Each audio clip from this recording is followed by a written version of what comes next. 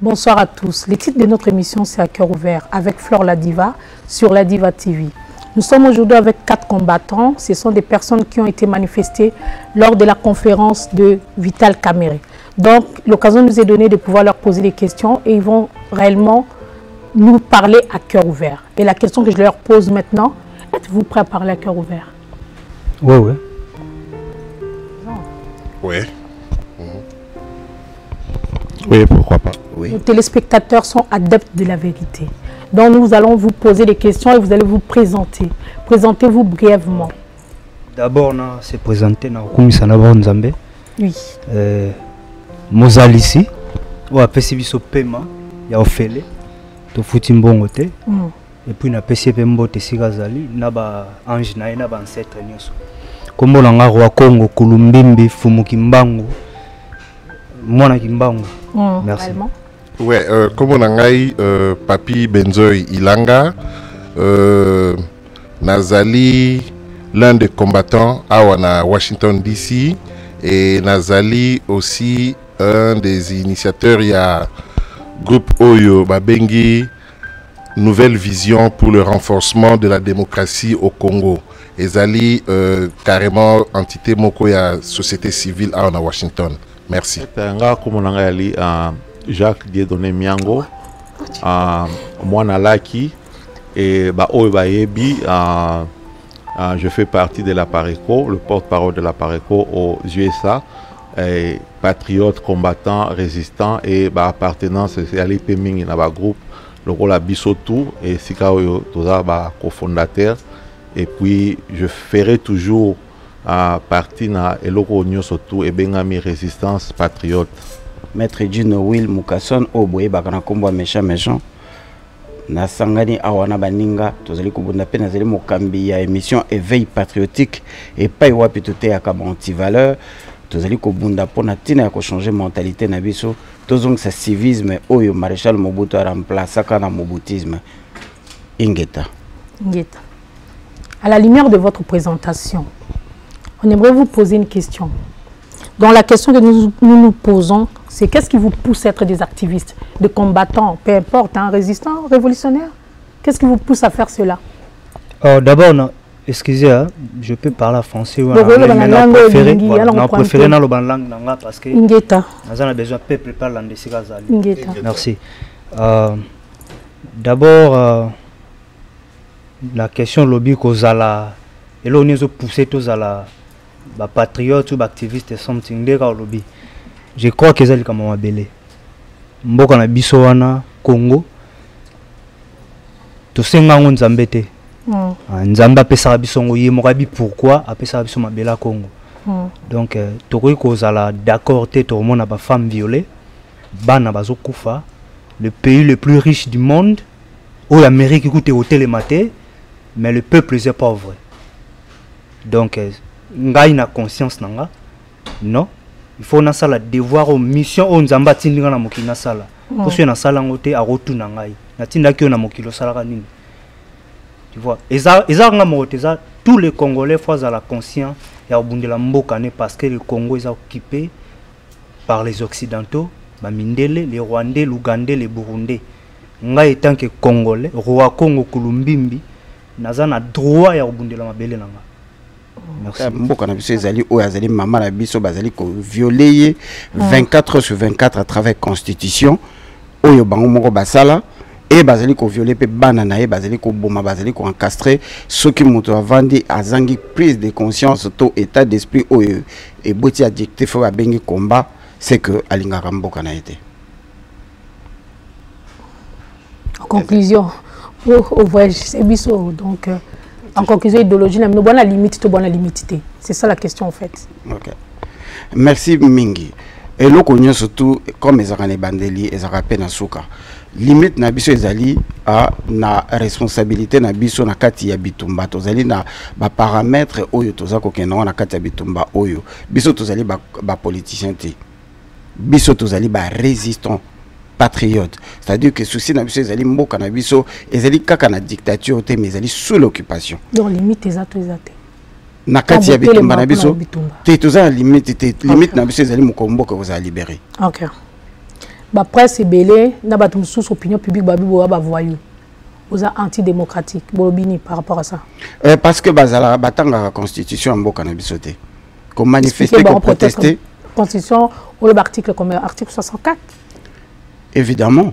Yo moko lobi yango. Bon ba yebi peut-être te yo mo lobi ba yebi te. Ezali ko pesa ndingisa na mwana mboka nyonso oyo azali na kati ya mboka na ye atelemela moto nyonso oyo azali na likolo to na bokonzi oyo azali kotambisa mboka malamu te.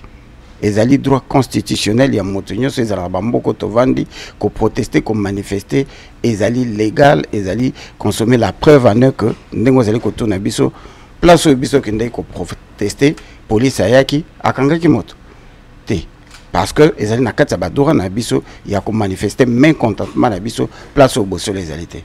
Roi Congo, pour na yoza voyou toza antidémocratique ou pas? Toza expliquer biso un peu plus. Oui, naza voyou. Donc pour na yoza no voyou. Oui, pour le Congo naza voyou. C'est-à-dire il faut accepter muta finga yo pour na Congo. Congo eza mama, eza papa, eza mwana, eza nyonso. Exemple là na kopesa yo. Ova na ndako nona mobali nona bana yo. Mutu ayepe na koti na ndako. Abandi roboma yo bana. Yo vandaka otalika kabo. Sans réagir. Sans réagir ba bengi voyou. Allez yo mitiki po bengi voyou. Ngana accepta o nyonso ofinga. O roi Congo voyou. O roi Congo pour le Congo. Oui, ngana accepta, c'est normal. Na voyou pour le Congo. Brigand même pour le Congo. Merci. Donc, actualité, Mimi Bisso, on a dit que c'est tout de décortiquer tout roum et la mingi. Donc, des fois, on a sauté, mais un esprit caraya, topé sa message, pour bosser les actions ensemble. Donc, on a quand même un état d'esprit encore. Actualité, Mimi Bisso, au téléméla qui Vital Kamere, ou Azali, président à UNC. Vous connaissez la conférence, vous savez, moi, scandale. Tout ça, la vérité. Donc, motivation de mes acquis, pour ni bossale bongo. Pour ni boya côté les mêlés bon on a mis sur bateau. Motivation d'abisso et outaki dans le fait que tout y est qu'au message que conférence Mogeza organisée à Washington Awa organisée par Herman Cohen. Herman Cohen biso Awa ne tout y billet azali parmi batu oyo ba lingaka Congo na ekabwana mabele à Congo et qui na bamboka misusu. Il y a pas longtemps tu as ça la déclaration il y a que le Kivu appartenait au Rwanda. Alors biso tout le monde qui yango tout le monde a yango déjà aza mutalingi Congo te aza parmi bato to considérable loki ya Congo. Alors na makambo le kaki na Congo le 19 20 na 21 janvier to lingaki to bandaki to ina elikia ya komona bande kona biso ba politicien ou opposition ba yaki awa ba ya ko soana biso ba ko soana biso ne fût-ce que pour une petite restitution o ba yaki ba soena biso ba betel biso ba yebisi biso qu'est-ce qui s'est passé ba pe ce état des lieux o ya makamudenga na mboka. Et à notre grande surprise oyo ayaki na conférence na Herman Cohen au biso to considérable moloki ya Congo akutana biso te akutana biso diaspora te akutana peuple congolais au bazar à l'étranger te kaka na coulisse bakei bakende ko solola na mutu oyo a lingi Congo et kabwana o alobi que le Kivu appartient au Rwanda to bakili kama beza wana to kine to tana kati maramuni ne otomona wana. Évidemment, tu as une torte, tant tu continues na kati, tu moni n'engue pas de na kati wana, et plus d'étrangers que ba congolais, tu comprendre le moko que mboki sote kama. C'est le lumbe na veste. Lumbe na veste. Tu connais en fait conférence. Tu connais en fait conférence. Ma comme tout le monde na kati échanger ba donner na kati et fallait tout balolango na lumbe. Tout ça là qui autre quoi que ça là. Tout ce qu'on a fait tout se rassurer tout le ban anglais par rapport à bateau bagi na salwana ba yoka que muto bino bozoya awa ko yoka ya loba eza mutu o biso na Congo to lingité azana ba origine douteuse o yemoko ti lelo ayebi c'est ngate mutu na lobe on ba mutal boso diplôme na ya zwaka na kombo boye na tanga na kombo boye. OK, origine est douteuse. To telemi parce que tu as confirmation ya a muto alingaka Congo te, alingaka mabela Kivu eke na Rwanda. O peto monaka azalaka na origine douteuse, soit azaka tantôt azaka rwandais, tantôt azaka ougandais, bazo ki nous sa likopa. Et ba yaki ba te belé na délégation wana, ba opposant et belé, ba opposant congolais ba ki belé na délégation wana. Mais na kata salwana ata mutu mususu te, ata congolais mususu te, ya o ba yaki na voyage na délégation wana kaka ye kamere. Donc tu comprendre que makambuza wana eza ya Congo te, bazande ya koteka Congo. Eza pour le Congo te, ezande pour na koteka Congo. C'est ce que tu décides qui joue wana ya osa lumbe lumbe. Aussi ndeko Jacques, ndeko.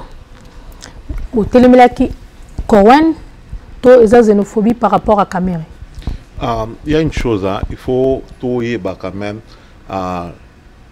les élections comme le pouvoir au Congo ne se cherche pas à l'étranger.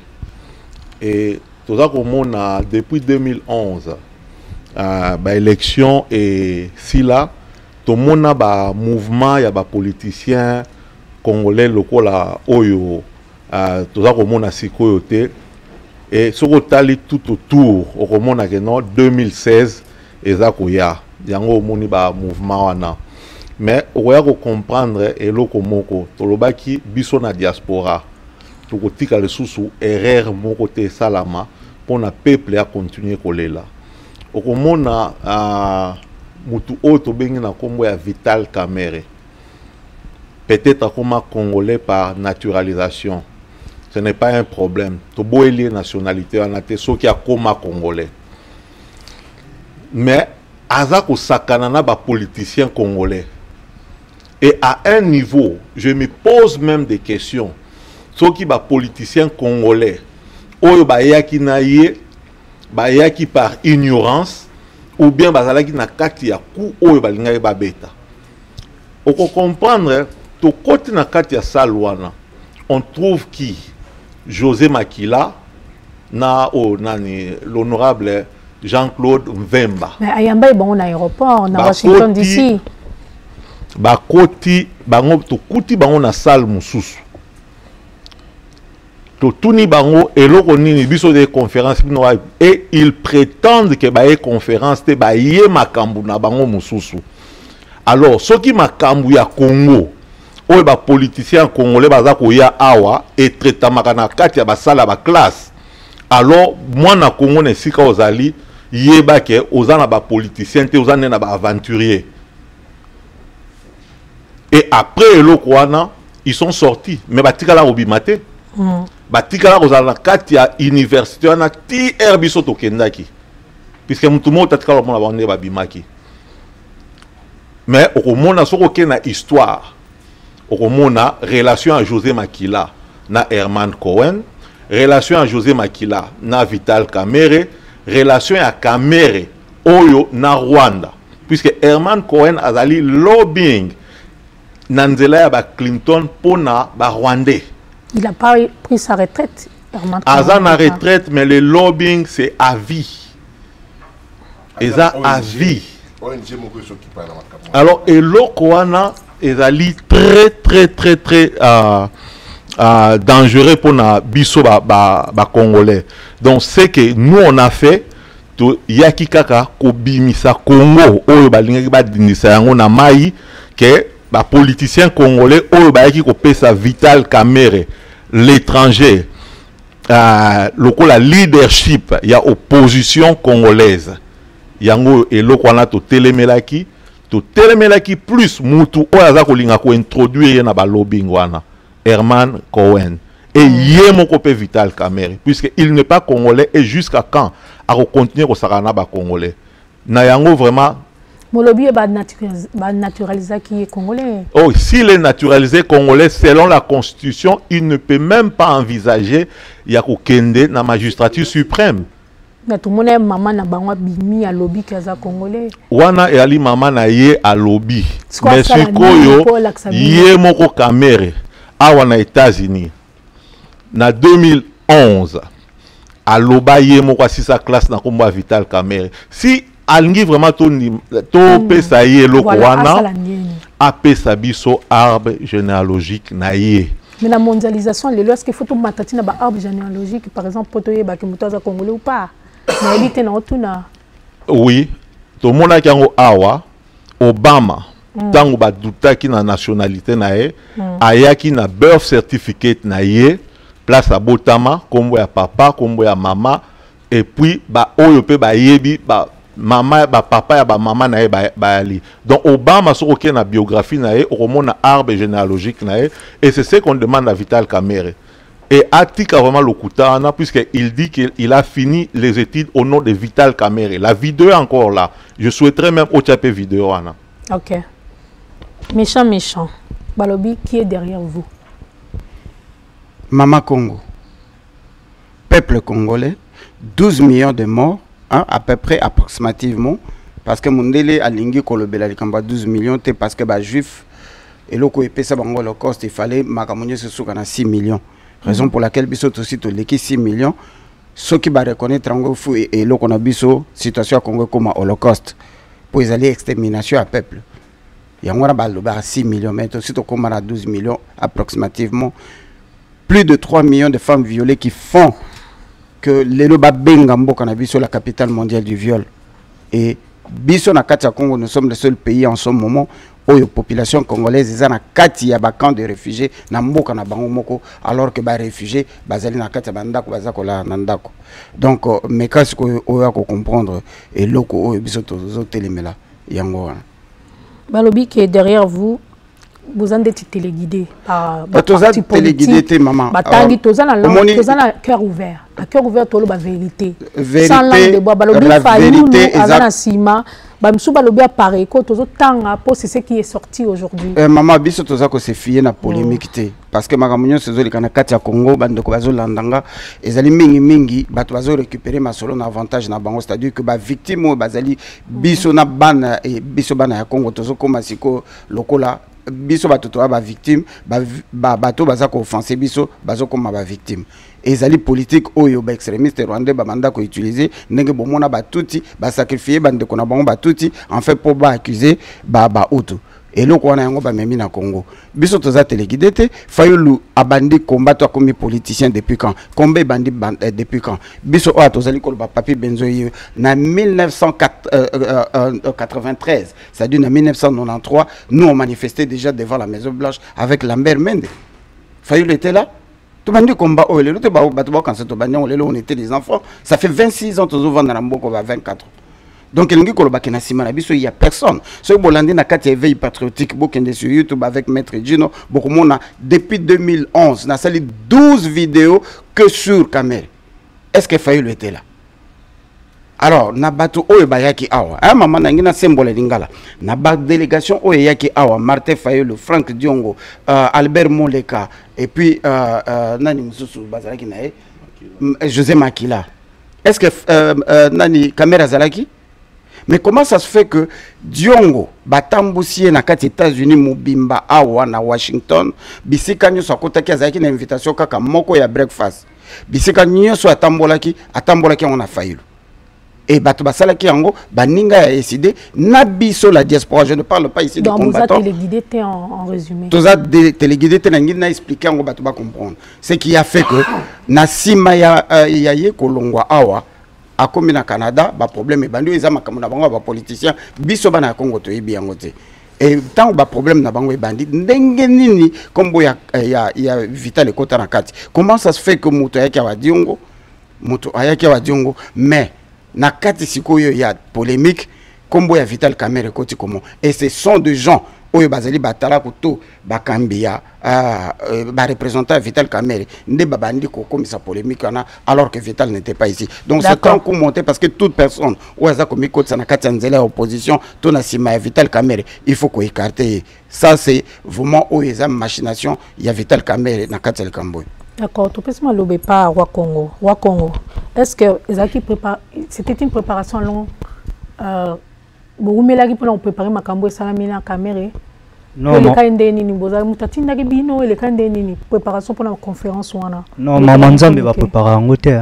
nzambe sora telo mokati donc nana bandi nana instigateur à makambwana nana baki bon bande ko to sangana d'après Yolina Bisoni bozaki équipe toni to yeba pour ba lo bana simiza ba politique mais na ba parole na bino ndem to boko éclaircir population l'opinion publique. Bon, moi ce que je peux dire selon nga sala makam selon ozo ya nzamba ko tsakati nanga ce na biso ke tozaki nazaki guider te na okosa yo nga zaki guider nazaki na bateau bazaki simananga d'abord nazaki guider pa nzambe télécommande wana yi moka simbianga zo mais bateau bazaki na otangelo bango nazaki guider par Fayulu nazaki guider par Jean-Pierre Bemba nazaki guidé par Lisanga Bonganga nazaki guidé par Mwanantemi nazaki guidé par Viengwanda nazaki guidé par Jean-Pierre Bemba nazaki guidé na tous les Congolais au babundira Congo na bosolo ngaza ni ngona vérité pour les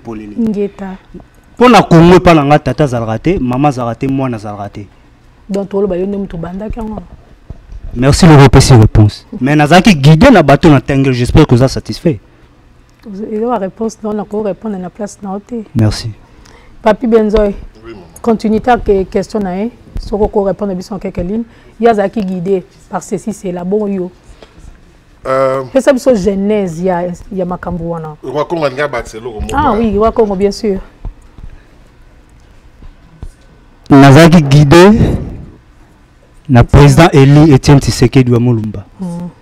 Et en plus, il y a tous les Congolais où bamakile zotanga. Et en plus, lisusu na papa na biso Mosengo. Talaka bateau bana sima wa Congo. Kilwa nengwana soko yepe na okufi. Merci. Papi Benzoy, beta biso ma jeunesse, il y a ça qui guide mais à côté na profondeur té. Beta biso les kandeni ni pobozala souvent tout le monde a unité zala li soupenza te na combat wana na moni bosala ki on dirait synchronisation moko po salama ki proprement et bandina mutu moko moka telemi beta biso un peu les kandeni ni bon na veya ba makamwa le kaki président Roi Congo mtabenga biso. La nuit d'avant, Roi Congo a bengi biso nota makamboya boye lobby na place boye toza na université à John Hopkins toza na conférence Moreza kuna mais organisée par Herman Cohen. Donc ba vena biso oyo ba uti Congo ba opposant ba ozala kuna na conférence wana bon to kende ko participer. Alors tant to komi kuna l'ambiance de Kouteri Kuna, on a compris que, bon, incident, n'a pas peut-être incident, hein, n'a pas incident. Tant que Ninga va comme il bosso, maître Gino, méchant, na Jacques Miango, commis à l'université, na salle conférence qui est prévue, et Moutazaki té. Alors, comme il Luka, ils ont la salle nini. Alors, il y a une dame qui est venue leur dire, ah, boyo Luka, ta conférence, na moni ba Congolais musu ba fandi kuna. Alors, bango tango ba kekuna na salango ba kuti ndeko na biso moko tozarane awa un ami ba fandi na José Makila na le vieux Jean-Claude Mvemba. C'est là où bango ba tuni bango conférence ngo banda air nini. Ba ndeko na biso opposant bi conférence nini. Donc place wana bata opposition négociation mi bala opposition donc conférence eza donc selon bango ba prendre comme conférence wana par Gino et Miango omoni alors wana déjà etikaki biso pourquoi parce que conférence monene ndengwana o boyi ko sala biso kataki zaki restitution na bango et pas na biso ndenge ba utaki mboka. Alors c'est là où président wa Congo alobi non tout fond Michel comme tout keno likolo tout là qu'est-ce qui se passe. Alors c'est là où tu au mona que ezaka kamere yemoko ndenge bandeko José Makilana Mvemba balobaki ba yeba conférence wana te. Donc biso comprenait ki mbala moko wana kezaki kambuya yemoko Vital Kamere na baloki ya Congo oeza Herman Cohen. Hein? Donc tu comprends que on a yango tu vois qui instruction directement place wana et pas il y a président wa Congo tout le en anglais pour nous signifier na bateau que muto bino bozol kanisa au bozo linga akoma président la Congo eza yete biso to lingi preuve ba Congolais boni ba na kata sala pour supporter yé mutango. Donc il y a vraiment eloko moko kaka ndengwana ba intuition ezaki mingi na ba intuition na nzambe mfumu kimbangu ninga salaki yango tako découvrir biloko na lapsa temps muke to découvrir makambo ebele belé na et puis to s'occuper na bien quoi na marque ya mouette c'est ça. Ndeko Jacques. Deni ni vidéo na bino et se retrouver mbala moko na RTNC balobi parce que na sima na bino peut-être vous allez pouvoir en place muté sala que bossa lumbe pour 20 minutes après il est candi déjà na kini mobimba na RDC mobimba. OK, bandeko bazolana na Kinshasa, bandeko o bazakolana partout. Oza liboso na bino awa Jacques Miango. Otunaki na liboso motuna moko nana yaki sima na biso. Ezana nzambe ala sima na biso et puis Congolais nyonso tout oyo aza kobundela Congo. Et puis makila o toza kotangisa na Congo e yaki sima na biso. Na kati ya komba ndenge to ali awa peut-être na Europe na ebite ndenge ezali mais awa omona ngana appareil ko biso tout ye roi Congo aza indépendant à participer na biso tout société civile éveil patriotique mais tout travailler ensemble sur les alliés Congo tout la raté ou auti wapi mais et ko kamwisa vraiment batu baloba pour compléter le monde ko papier autour koloba wa ce n'est pas que ba opposant ba la ikuna ba eba likamwana te ba ebaki puisque makambu nini ya opposition en Congo ba traiter on a ça la classe donc ba ebaki mais ba kimeli yango siko alors peuple congolais place wa li fungola misu otala batwana batu nini oloba en fait na yoka José Makila na Jean-Claude Mvemba puisque comment se fait-il bango bazala au même moment même floor na floor au caméra au salle la conférence et puis ba éviter mais avant ba bima na salle et tout repérer bango ils ont quand même parlé avec Cohen mututo ebi relation à Makila na Cohen alors il faut pas tout mais au salle ba jeune na mamba Congo relation ni atekela au na era la qui gouverner na Équateur ce to kende na ba détail vraiment et aux la passer mais bazala nini puisque ils ont parlé ce qui va y okuta Cohen c'est Cohen qui va introduire caméra na ba lobbying awa donc ba caméra ayaki na bango soit ba yebaki yango soit ba yebaki te alingaka utiliser bango le roi ba cobaye que voilà l'opposition congolaise me supporte et mais eloko lobi OK non Jacques Miango na bande konenge to aller le pouvoir en place derrière nous maman on moni oh minu elongwa nani pouvoir en place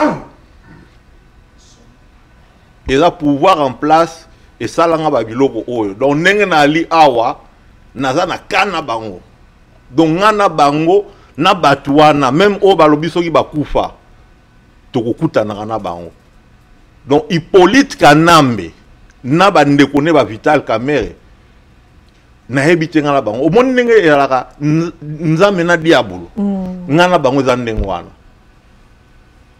donc na hebite siko soki majango ko uta wapi ya corruption au moni o eza 7 dents 4 na C 3 na likolo sikoyo tozwa corruption pouvoir epesa sombongo peut-être ba mende ba lekiseke lo wana ba yebite na kati eloko wana on a bien suité Hippolyte Kanambe le sujet rwandais il faut bima na Congo na bande kone ba caméra donc combat oyo peut-être ba mona ngo exagé to bandi combattre puisque caméra ou bien Hippolyte akota na Congo to banda combat oyo depuis déjà ba 80 donc eloko na biso za libération en Congo muto akosa mninga te awa na États-Unis za ma zone rouge na ba opposant soko yé au solo bien te masolé au solape trop solano bien quoi. Méchant. Pensez-vous que vous avez pu parler à cœur ouvert Toboy sur ma caméra qui ça pour na peuple congolais? Est-ce que vous voulez me temps au salle émission? Et tolobi awa tolobi mukeme tolobi ebele lingi koloba ke toye ko yebisa bana ya mboka que biso ndenge tozali ndenge bomoni toute tendance confondue to telemelaka nde Congo. Alors ba politicien ezali musala na bango ya ko récupérer ma solo, ce n'est pas notre problème, on continue le travail ou ezali état d'esprit ou ezali makambo to baka déjà banda kalo to sala parce que tozali ko telemela bo somi ya mboka na biso ndenge otuna ki motuna yande ko Jacques za motuna na ngate mengi na lobaka bandeko baza kolanda soki osilisi kolia biloko ozumi ko obwaki na poubelle yebake mbwa ko yiko lokota kompe mutu ya nzala ko yiko lokota kompe mutu libuma ko yiko lokota yango. L'information avait été jetée sur le média elingi kolobe koti na nini na surface moko o mutu nyonso azana accès nango mutu nyonso ako profiter akozwa utiliser ngo na profit na ye. Et ça problème na biso te soki gouvernement a lancé kango et puis ezali il y a liboso te to sala ki awa lumbe na nani malu et les Kana Congo personne n'avait dit un mot to sali yango awa na matata mpuyo na département d'état et les Kana Congo personne n'avait dit un mot. Kamere na équipe na baza ko récupérer ma solo wana po ba balolango problème na mende a balancer ki be événement wana et talibisoté. Comment voulez-vous que tout ça ko critiquer Hippolyte Kanambe tout ça la ka ba vidéo to manifestaka nde ko na biso yeyo azali victime balinga ki ba bomaye na Hippolyte Kanambe kaka bango nde ba contacter biso mais tala paradoxe botala ba film jour Kamere akei ko yamba ba opposant o bazali ko yana sima botala ba photo wana malamu boko mona présence il y a bata PPRD na kati ya photo wana y compris Tchakou national o babengi Lwakamende bato PPRD bazalaki wana zela moke bato PPRD balaki wana botala ba photo bino boyebite biso to wana Washington to mona bango na comment ça se fait que kuna sali problème te na kati ya conférence ba moni présence ya représentant ya ambassade mbala moko akomi opposante to akomi diaspora to akomi combattante. Ça n'a pas de sens. Moni biloko wana ba ko yana ngopona ko distraire bisoté. Nous sommes mis debout. Hippolyte Kanambe na Vital Kamerhe bazali ndenge moko ou on dirait même que Hippolyte Kanambe bino boye bana combat Joseph Kabila azali photocopie à Vital Kamerhe et Vital Kamerhe azali très dangereux et monsieur ezali pona été et monsieur na biso ezali que to telemelaki ma belé à Congo o bamande koteka jour wana Vital Kamerhe amemaki bande ko mususu o bayaki na bango na kati ya groupe invitation ezaki lancé na 15 personnes c'est seulement 7 bayaki batwala nyonso Vital Kamerhe amemaki bango na kati ya lisolo wana na tina abimisaneti opposition nyonso ezali simanaye et l'herbe ninga ba moni ki makambo ezo ke malamu te ba bendi nzoto nde bomoni a se retrouva ki yemoko heureusement ba veillant combattant bana semi ekolo Congo o balala kate pona mboka na bango bazala ki présent et tout démanteler réseau on a à côté kamboka parce que eloko Vital Kamerhe aza ko sala na Hippolyte Kanambe ezali clonage c'est-à-dire que à la Poutine. Donc voilà bande ko buza na esengo ko eba que soki biso tozala kite ne mboka wana était kama ki jour wana mais bitumba pe silité parce que zali nyoka mi tout sambo tozali ko continuer bino pe vous allez ko continuer. Merci. Avant de continuer pour faire le mot de la fin Nena Loba juste souligner que ça n'a vraiment pas si en tant que journaliste et là on a tout le monde sur les dents de mon frère je m'attendais pas à ça déjà na non merci pour le courage au salir au lac Sabisson parce que quand on a la monarchie on a monnaie que c'est juste une parenthèse que j'ai fait en tant que Flore, pas en tant que journaliste. Je l'ai fait en tant que Flore, en tant que sœur, ça m'a vraiment fait mal. Donc je voulais quand même t'encourager parce que c'est quelque chose de très fort. C'est un message très fort que tu viens de faire passer au peuple congolais. Il fallait beaucoup de courage. Donc c'est juste un encouragement pour qu'on finisse aussi en même temps. Mot de la fin pour la... Bino et Zanini. Merci Maman Flore pour l'encouragement mais au moni soda ou azalaka na liboso na etumba ata zui masasi akozonga na hôpital te akozalaka na champ de bataille ezalaki te pona parti moko boye quelconque to sali yango comme indépendant de to salaka yango et tozwaki résultat wana o bomonaki na kopesa message moko pona Fayulu aza mutu oyo biso ngai personnellement na biso 4 nde to aliawa ngai naza parmi batu oyo batambola na Fayulu tango ya kiawa yango groupe wana mususu bazo latsa Fayulu likambo oyo mais Fayulu ninga zawana soki pe bokomon mukoleko sala ma cœur atamboli mabe awa na mboka oyo bokomona ngai pe na hotel melaike asali mabe donc message est clair. Combat oyo to bundango pour na fayulu te, to bundango pour na lisanga bonganga te, to bundango pour na bemba te, to bundango pour na Tshisekedi te, to bundango pour na Congo. Alors leader oyo a mérité place wana na opposition, oyo congolais 100% de père et de mère a yango et puis vous la fierté na biso. Bitumana tout zo bunda pour na Congo. Merci. Mot de la fin roi Congo. Mot de la fin Zali Congo te yandeko. Nate, hein?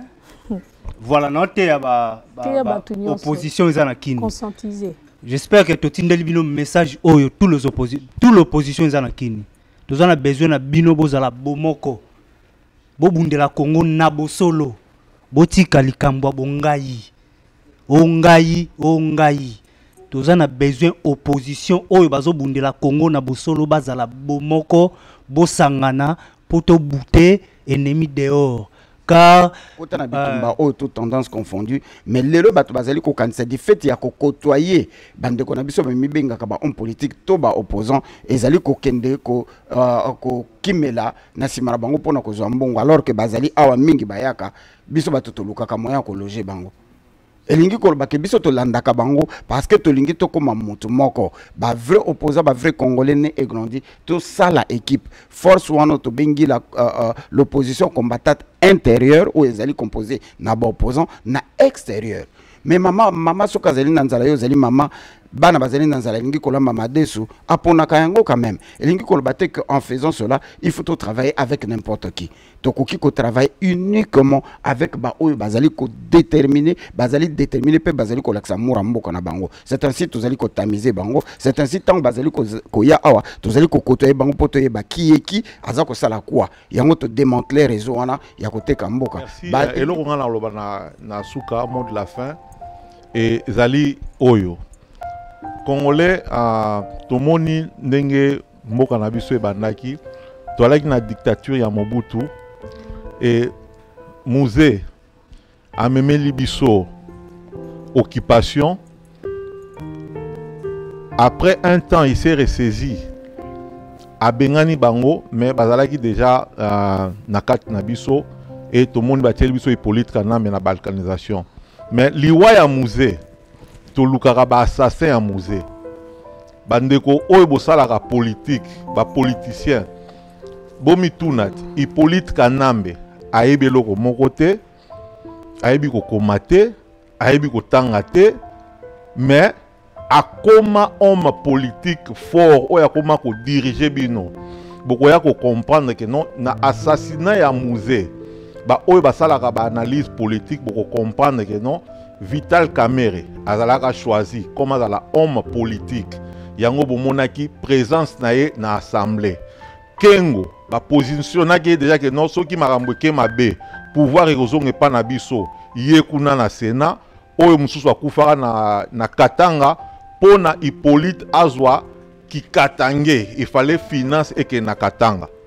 Alors soki to comprendre eloko wana lelo to koya ko comprendre que non Kamerhe Kengo oyo Kabila Bisengi Mwana Ruberwa baza mutu moko et Kamerhe n'a pas hésité de dire ça que nous tous nous sommes les enfants du Rwanda. Alors soki tozali ba Congolais toboyi ba Rwandais te mais toboyi ba extrémiste Rwandais na o baza ko boma biso. Cœur ouvert avec Flore la Diva, à cœur ouvert très émouvant. Et j'aimerais remercier G.I. Bakolo State pour ce travail formidable parce qu'il nous a vraiment aidés, ainsi que toute l'équipe de Washington d'aider à faire ces émissions. Que Dieu vous bénisse. Ingeta. Au revoir.